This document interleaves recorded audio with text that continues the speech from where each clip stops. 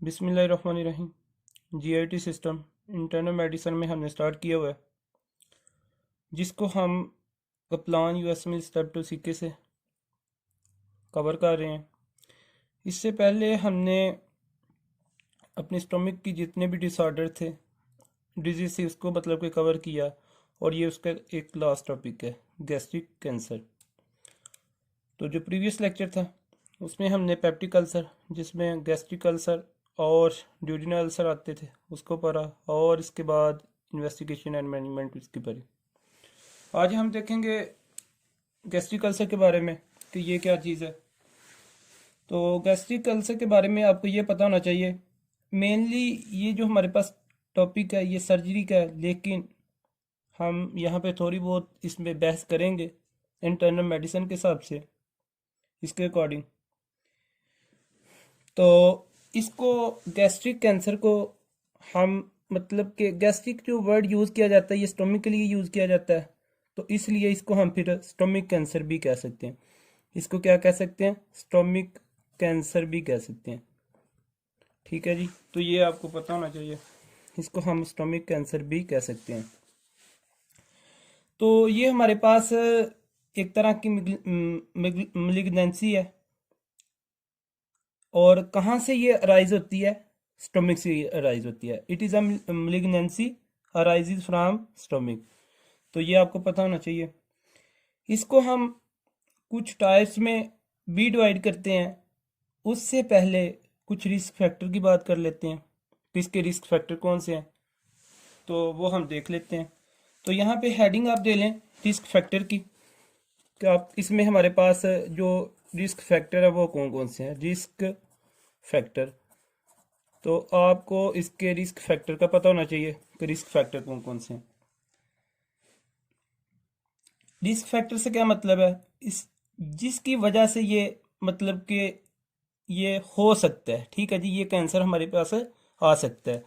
Risk factor से क्या मतलब है? कि जिसकी वजह से ये हो सकता है। तो सबसे पहले यहाँ पे आप मतलब के पुट करें रिस्क फैक्टर में, जिस तरह के हमने पढ़ा था गर्ड के बारे में। ये हो सकता है किसके बारे में? गर्ड के बारे में। ये हमने बहुत ज़्यादा डिटेल में मतलब का एक्सप्लेन किया हुआ है प्रीवियस लेक्चर में, तो आप इसको देख सकते हैं। सेकंड में हम इसका जो रिस्क फैक्टर है वो क्रोनिक एच पाइलोरी इन्फेक्शन है। क्या हमारे पास है? क्रोनिक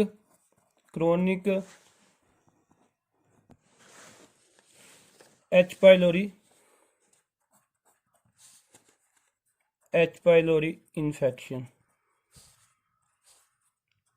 इन्फेक्शन, ठीक है जी। तो इसका आपको पता होना चाहिए।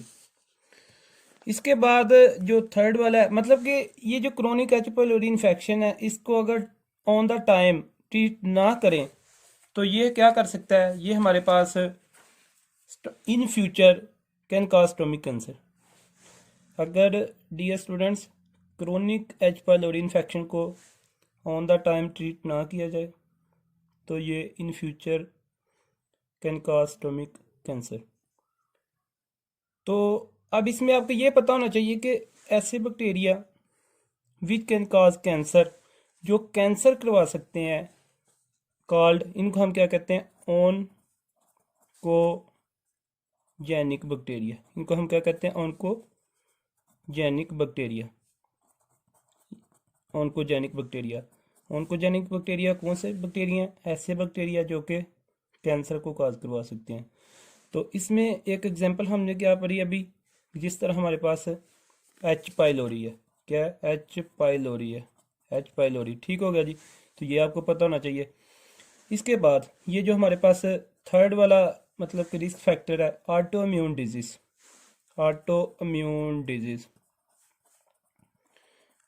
Immune disease. ये कप्लान की बुक में इन्होंने इतना ज़्यादा एक्सप्लेन नहीं किया हुआ, लेकिन हम इस पे जो है ना मतलब कि बहस करेंगे। तो बाकी ये जो है ना सर्जरी का एक मेन टॉपिक है, तो उसमें इंशाल्लाह हम इन वेरी डिटेल क्लियर करेंगे। ऑटो इम्यून डिजीज की वजह से हो सकता है। तो अगर स्टोमिक को बैडली डैमेज करे for a long time, it also can increase risk of the cancer. मतलब कि ऑटोइम्यून डिजीज अगर हमारी बॉडी में स्टोमक को मतलब कि बैडली डैमेज कर दें, स्टोमक को क्या कर दें, बैडली डैमेज कर दें, तो फिर हमारे साथ ये क्या कर सकता है इन फ्यूचर, मतलब कि ये इसके रिस्क बढ़ सकते हैं कि ये क्या कर सकता है कि ये कैंसर काज करवा सकता है, गैस्ट्रिक कैंसर काज करवा सकता है। ठीक है जी। इसके बाद ये हमने एक्सप्लेन किया हुआ है प्रीवियस लेक्चर में। ठीक है जी, ये भी आप वहाँ पे देख सकते हैं। उसके बाद जो रिस्क फैक्टर है क्रोनिक स्मोकिंग, क्रोनिक स्मोकिंग ये एक रिस्क फैक्टर है। और फिफ्थ पे आपका आ जाता है फूड हैबिट्स, फूड हैबिट्स, तो ये करवा सकता है। फूड हैबिट्स में हमारे पास जिस तरह के ये स्पाइसी फूड्स हैं यूज़ करते, जंक फूड्स, पिज़्ज़े बर्गर, इस तरह के जितने भी स्पाइसी फूड्स हैं, और इसमें हमारे पास जो डिक्रीज फाइबर इनटेक, फाइबर का मतलब फाइबर जो डाइट है इसके बहुत कम लेना, और जंक फूड का बहुत ज़्यादा लेना, ये भी गैस्ट्रिक कैंसर के मतलब के चांसेस ज़्यादा कर सकते हैं। इससे भी गैस्ट्रिक कैंसर के चांस ज़्यादा हो सकते हैं। एक और चीज़ ये हम देखेंगे, अगर अगर गैस्ट्रिक कैंसर ट्रीट ना किया जाए, अगर तो गैस्ट्रिक कैंसर, अगर तो गैस्ट्रिक अल्सर सॉरी, अगर तो गैस्ट्रिक अल्सर, अगर यहाँ पे अल्सर है, ठीक है जी, इसको ट्रीट नहीं किया जाता तो रिस्क, ये हमारे पास एक रिस्क है किसके लिए, मलिग्नेंसी के लिए। बट ये जो हमारे पास ड्यूडिनम है, ड्यूडिनम का जो अल्सर है, ड्यूडिनम का जो अल्सर है, इसमें मिलिग्नेंसी के चांस नहीं होते। ठीक हो गया जी, इसमें मिलिग्नेंसी के चांस नहीं होते। तो simply due to complication of gastric ulcer, आप ये भी कह सकते हैं कि due to complication, due to complication of gastric ulcer always, मतलब कि ये हमारे पास जो है वो कैंसर के लिए एक फैक्टर है। Due to complication of gastric ulcer ये भी मतलब कि कर सकता है। अब हमेशा के लिए एक बात याद रखें कि जो कैंसर है इसके लिए कोई एक फैक्टर नहीं होता, इसके लिए कोई एक रिस्क फैक्टर नहीं होता, इसके लिए मल्टी फैक्टर्स होते हैं। जो कैंसर की मतलब के वजूहात बनती हैं या इसके पीछे जो रिस्क फैक्टर होते हैं वो सिर्फ एक की वजह से नहीं होता, इसके लिए मल्टी फैक्टोरियल।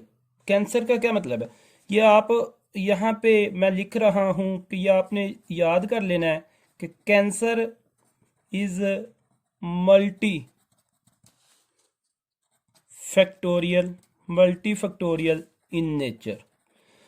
इसका क्या मतलब है कि कैंसर के पीछे बहुत सारी वजूहात हो सकते हैं, जिस तरह अभी हमने गैस्ट्रिक कैंसर के पीछे पढ़ी हैं। ठीक है जी, तो ये आपको पता होना चाहिए डियर स्टूडेंट्स। तो अभी हम यहाँ पे देखते हैं इसके क्लिनिकल फीचर्स कौन से हैं, इसके क्लिनिकल फीचर्स हमारे पास कौन से हैं उनकी बात करते हैं। तो clinical feature, how the patient present clinically in case of the gastric cancer, तो आपको जो पेशेंट है वो किस तरह आएगा, उसके जो फीचर्स होंगे, उसकी जो क्लिनिकल प्रेजेंटेशन होगी वो किस तरह होगी। तो यहाँ पे लिखें सबसे पहले तो mild epigastric, mild epigastric pain, mild epigastric pain which में रेडिएट, जो कि रेडिएट कर सकती है टू बैक, टू बैक और नट। वो जो पेन है, माइल्ड एपिगैस्ट्रिक जो पेन है वो मतलब कि रेडिएट कर भी सकती है, वो उस जगह से मूव कर भी सकती है और नहीं भी कर सकती। ठीक है जी, आपके मतलब कि स्टमक से आपके वो बैक की तरफ मूव भी कर सकती है और नहीं भी कर सकती।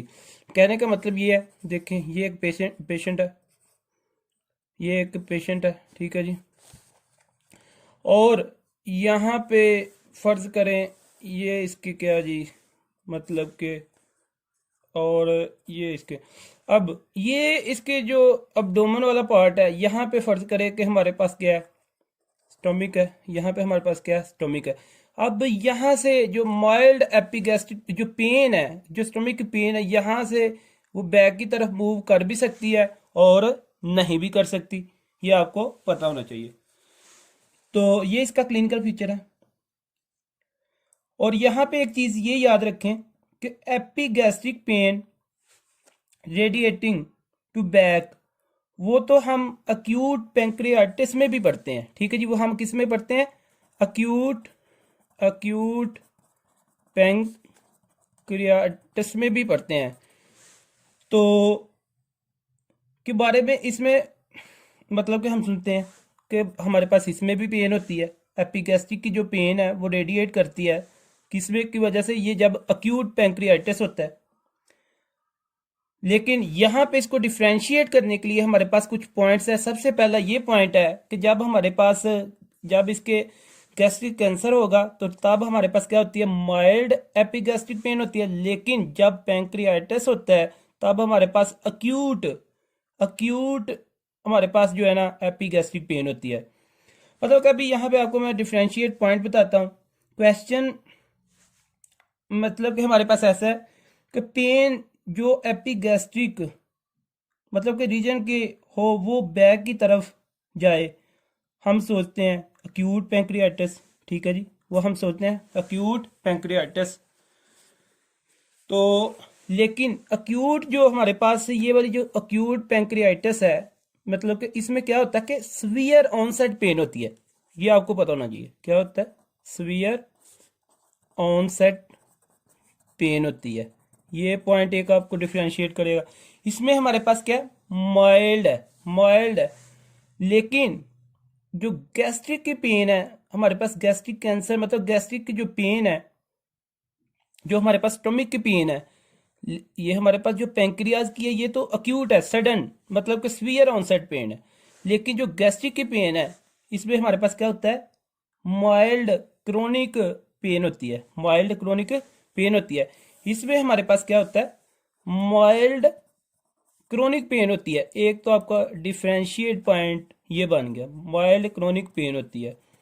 तो डियर स्टूडेंट्स, हैप्पी गैस्ट्रिक की जो पेन है एक आपका ये डिफरेंशिएट हो गया। जो पैंक्रियाटिस की पेन है वो भी बैक की तरफ रेडिएट करती है, लेकिन उसकी जो पेन होती है वो सीवियर ऑनसेट पेन होती है।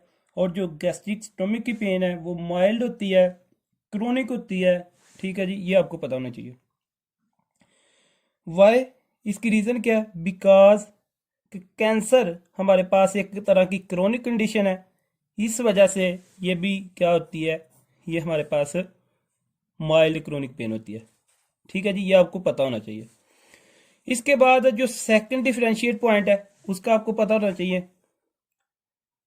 अक्यूट पैंक्रियाटिस के साथ मतलब कि सीरम अमाइलेज, इसमें जो अक्यूट, चलें देखें, अक्यूट पैंक्रियाटिस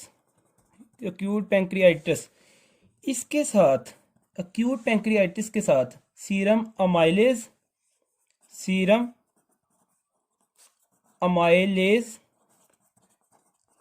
एंड लाइपेज, जो यहाँ पे एंजाइम होते हैं वो क्या होते हैं, वो इंक्रीज हो जाते हैं। लेकिन स्टोमिक के अंदर mild epigastric pain have no concept of the serum amylase and lipase, ठीक हो गया जी। ये आपका डिफरेंशिएट पॉइंट है, ये इंपॉर्टेंट पॉइंट है, ठीक है जी। इसमें मैं आपको रिपीट कर देता हूँ कि जो अक्यूट पैंक्रियाटिस होता है इसमें हमारे पास सीरम अमाइलेज एंड लाइपेज जो कि हमारे पास एंजाइम होते हैं, ये किस जगह पे, पैंक्रियाज में। तो जब इसकी इन्फ्लेमेशन हो जाती है, अक्यूट इन्फ्लेमेशन हो जाती है, तो यहाँ पे क्या होता है, सीरम अमाइलेज और लाइपेज इंक्रीज हो जाते हैं। लेकिन ये जो हमारा स्टोमिक है, यह जो हमारे पास स्टोमिक है, गैस्ट्रिक है, इसमें जो माइल्ड एपिगैस्ट्रिक पेन है इसमें इस ऐसा किसी किस्म का कोई कंसेप्ट नहीं है जिसमें हमारे पास जो कि अमाइलेज और लाइपेज इंक्रीज हो जाए, ठीक है जी। तो कभी कभार हमारे पास जो गैस्ट्रिक कैंसर इसकी पेन है ये भी पॉइंट आप देख लें, जो कि गैस्ट्रिक हमारे पास कैंसर की जो पेन है वो मिमिक करती है, mimic like acute pancreatitis, mimic like acute pancreatitis. ठीक हो जाए। अब यहाँ पे ये जो वर्ड मैंने मिमिक का बोला, इसका मतलब होता है सेम, मतलब कि सेम। मैं क्या कह रहा हूँ कि गैस्ट्रिक कैंसर की जो पेन है कभी कभार हमारे मतलब कि अक्यूट पैंक्रियाइटिस के साथ मतलब कि सेम करती है, मिमिक करती है। लेकिन कुछ चीज़ें हैं जिनसे डिफ्रेंशिएट करते हैं, वो मैंने आपको बता दी। ठीक है जी, होप सो आपको ये क्लियर हो गया होगा। तो क्लिनिकल फीचर की हम बात कर रहे थे। यहाँ पे सेकंड हम क्लिनिकल फीचर की बात करेंगे। सेकंड क्लिनिकल फीचर, इसमें हमारे पास प्रोग्रेसिव वेट लॉस होता है। क्या होता है? प्रोग्रेसिव वेट लॉस होता है। ठीक है जी, प्रोग्रेसिव वेट लॉस होता है, मतलब कि आस्ता आस्ता वेट लॉस होना स्टार्ट हो जाता है। ठीक है, तो आप ये याद रखें कि कैंसर के अंदर ये एक बहुत ज़्यादा इंपॉर्टेंट आपका क्लिनिकल फीचर होता है। ठीक है जी। उसके बाद थर्ड पे पॉइंट आपका जो होगा, loss of हेपेटाइट, loss of apatite, मतलब उसको भूख नहीं लगती पेशेंट को। ठीक हो गया जी। फोर्थ पे आप लिखें नोजिया एंड वोमिटिंग। सीधी सी बात है भाई कि अगर मतलब कि स्टमक ही काम नहीं कर रहा, किसी किस्म का कोई वहाँ पे वर्क नहीं हो रहा, तो ये फिर नोजिया और वोमिटिंग जैसे सिम्टम आएंगे, फीचर आएंगे। अब ये जो हमारे पास loss of appetite and nausea and vomiting है, ये हमारे पास क्या होते हैं? नॉन स्पेसिफिक सिम्टम होते हैं। लेकिन ये वाले सिम्टम हमारे पास डायग्नोज करने में, इसको डायग्नोज करने में मतलब कि बहुत ज़्यादा रोल प्ले करते हैं। ये डायग्नोज को क्या करते हैं? स्ट्रोंगेस्ट बनाते हैं। क्या करते हैं? स्ट्रोंगेस्ट बनाते हैं हमारे पास। तो ये आपको डियर स्टूडेंट्स पता होना चाहिए। इसके बाद अगर हम एग्जामिन करते हैं, अगर हम इसका एग्जामिन करते हैं पेशेंट का, जब on examine patient look like, ये भी आप एक पॉइंट लिख लें, on examine patient look like very ill and thick। ठीक हो गया जी। टाइप, ऑन एग्जामिनेशन जब हम एग्जामिन करते हैं पेशेंट को, तो वो हमें मतलब कि एल टाइप और थिक टाइप हमें नजर आता है। ठीक है जी। अब यहाँ पे डियर स्टूडेंट्स, आप कोई भी एग्जाम उठा के देख लें, चाहे वो आपका पीएमडीसी का हो, चाहे आपका एमसीआई का हो, चाहे आपका एसएमएलई का हो, ये जो अभी मैं एमसीक्यू डिस्कस करने लगा हूँ, एमसीक्यूज ये वाले एग्जाम के पर्पज से बहुत ज़्यादा इंपॉर्टेंट है। ठीक है जी। तो ये हाईलाइटेड मतलब के एमसीक्यूज हैं, क्वेश्चंस हैं जो कि एग्जामिनर मतलब कि पूछता है। सबसे पहला जो आपका हम एमसीक्यूज क्लियर करेंगे, यहाँ पे एमसीक्यूज की स्टेटमेंट मैं चले लिख देता हूँ। सबसे पहले हमारे पास एमसीक्यूज है कि वो कहता है जी, इफ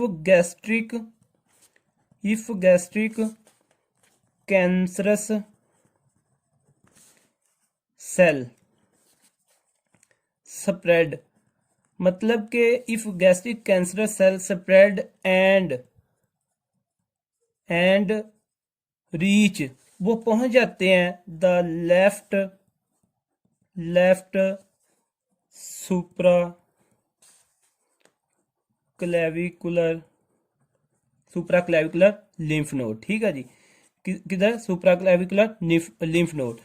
तो अगर वो कहता है कि गैस्ट्रिक जो कि स्टोमिक के मतलब के, ये जो हमारे पास स्टोमिक के जो है गैस्ट्रिक जो इसके जो कैंसर सेल्स हैं वो स्प्रेड होके यहाँ से, इससे हमें ये पता चला कि ये हमारे पास जो कैंसर होता है, गैस्ट्रिक कैंसर है, ये मेटास्टेटिक कैंसर है।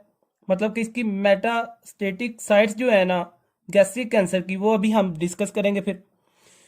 ये हमारे पास मेटास्टेटिक होता है। मेटास्टेसिस का क्या मतलब है? एक जगह से दूसरी जगह किसी चीज़ का स्प्रेड हो जाना, फैल जाना। तो जो हमारे पास मेटास्टेटिक साइट्स हैं गैस्ट्रिक कैंसर की, वो हम देखते हैं।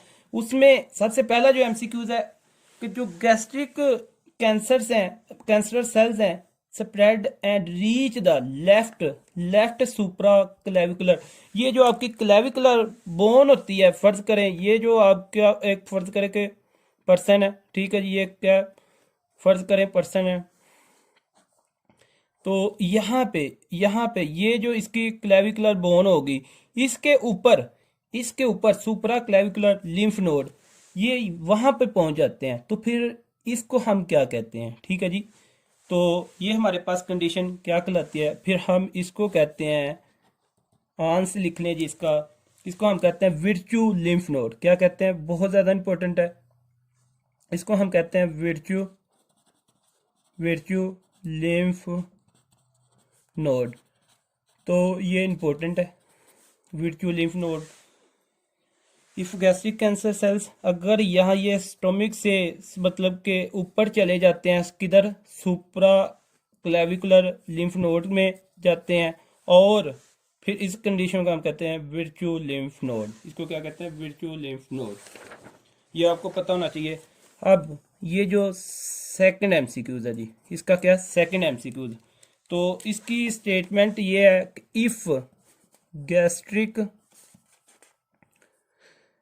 इफ गैस्ट्रिक कैंसरस, आपको स्टेटमेंट इसी तरह आएगी, सेल स्प्रेड करते हैं एंड इन्वॉल्व, और वो क्या करते हैं? इन्वॉल्व करते हैं the area around the umbilicus, around the umbilicus.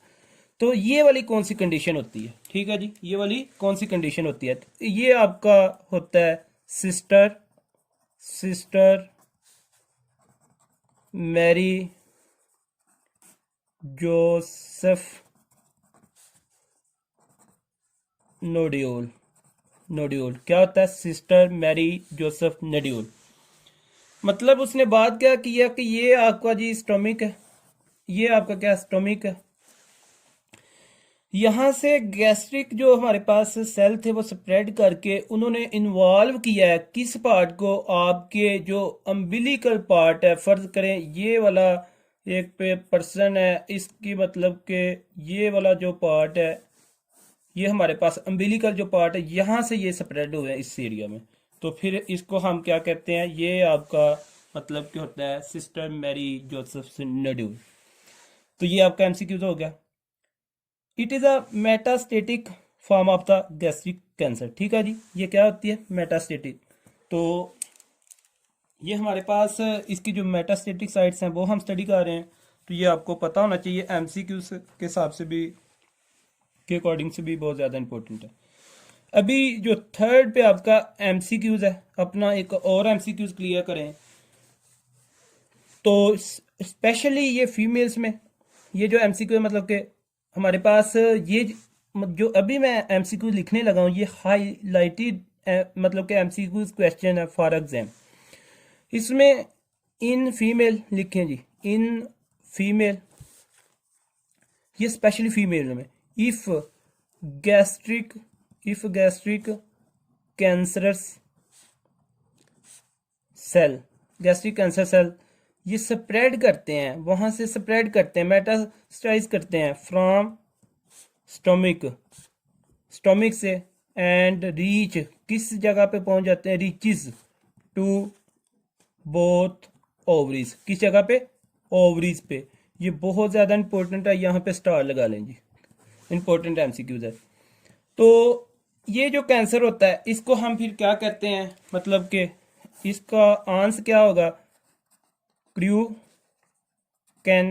क्रूकेनबर्ग tumour.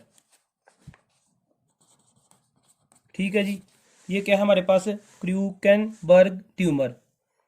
तो ओवरीज के अंदर मतलब कि ये स्पेशली किस में? फीमेल्स में, क्योंकि ओवरीज किस में होती हैं?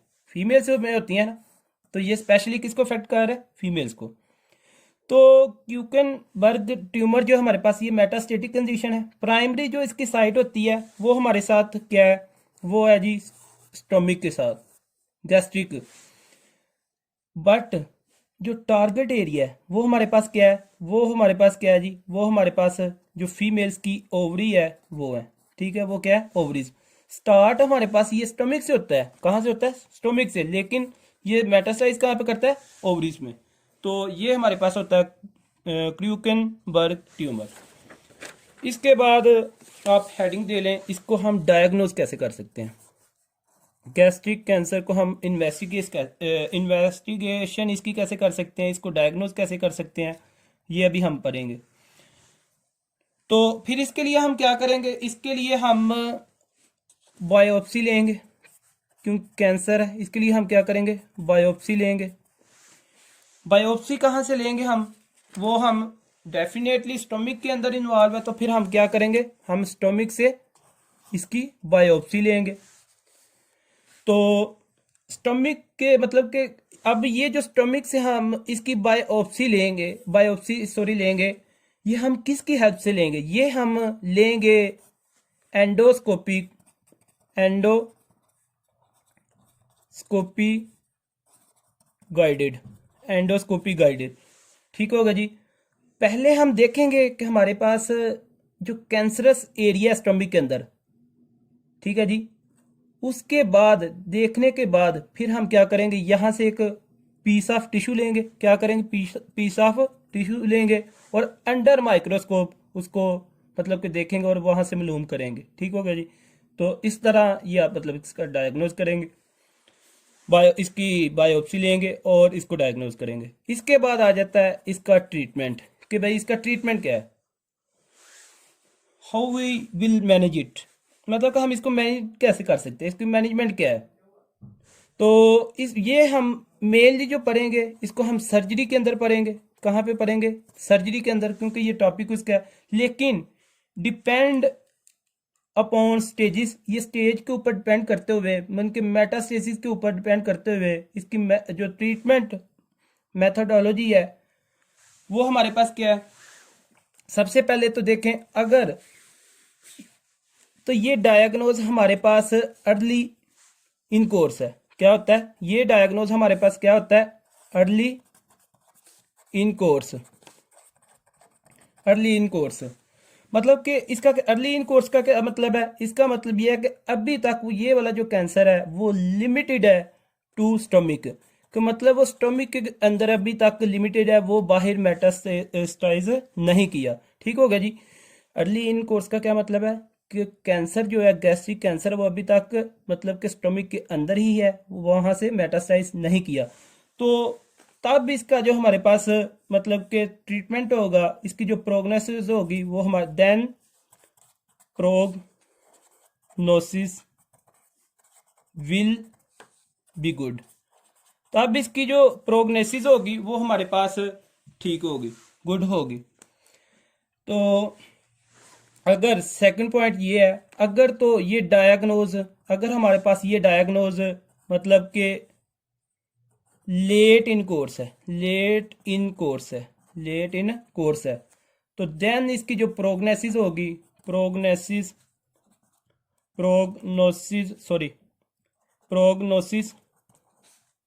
विल बी पुअर, क्या होगी, पुअर होगी प्रोग्नोसिस, देन इसकी क्या होगी, पुअर होगी। तो इसमें तो ये हम फिर देखें, इसमें हम क्या करते हैं,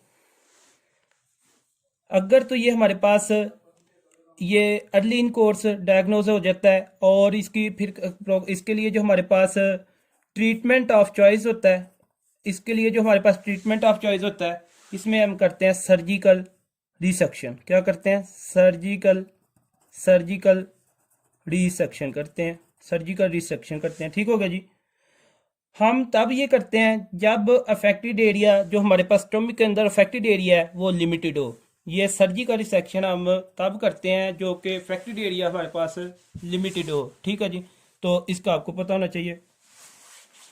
लेकिन अगर ये डायग्नोस लेट इन कोर्स है, ठीक है जी, देन वी डिड कीमोथेरेपी। हम क्या करते हैं, कीमो, फिर हमारे पास क्या होता है, कीमोथेरेपी होता है, मतलब फिर हम मेडिसिन के थ्रू करते हैं। कीमो मतलब medicine, therapy mean treatment, mean कि फिर हम ड्रग्स के थ्रू करते हैं। एंड इसमें फिर हम क्या करते हैं, रेडियोथेरेपी,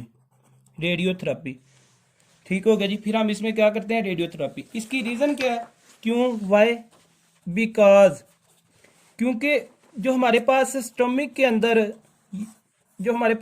अंदर कैंसरस सेल्स हैं, वो मेटास्टेसिस करने के बाद फिर मतलब कि डिफरेंट पार्ट्स में चले जाते हैं। जो अभी हमने वो पढ़ी हैं, इसकी मेटास्टेसिस जो साइट्स पढ़ी हैं, अफेक्टेड साइट्स पढ़ी हैं कैंसर, गैस्ट्रिक कैंसर की।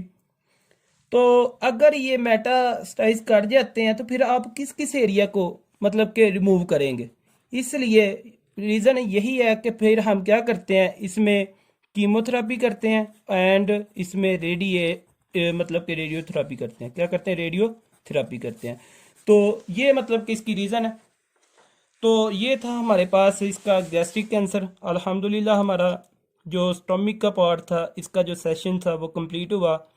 इसके बाद हम अपनी इसमें पढ़ेंगे डिसऑर्डर ऑफ स्मॉल इंटेस्टाइन के, किसके, डिसऑर्डर ऑफ स्मॉल इंटेस्टाइन के। तो फिर इसके बाद हम अपनी जो मतलब कि स्मॉल इंटेस्टाइन है उसको स्टार्ट करेंगे, उसको हम इंटरनल मेडिसिन के अकॉर्डिंग उसको पढ़ेंगे। तो ये हमारा था स्टोमिक की डिजीज, सारी की सारी हमारी आज कंप्लीट हो गई। तो ये आप बुक से पढ़िएगा इंशाल्लाह। बाकी ये जो आपके एमसीक्यूज़ हैं यही हैं जो बनते हैं, वो यहाँ पे मतलब कि आपको करवा दिए गए हैं। तो बाकी इंशाल्लाह हम फिर नेक्स्ट लेक्चर में मिलेंगे। Thank you for watching. अल्लाह हाफिज़।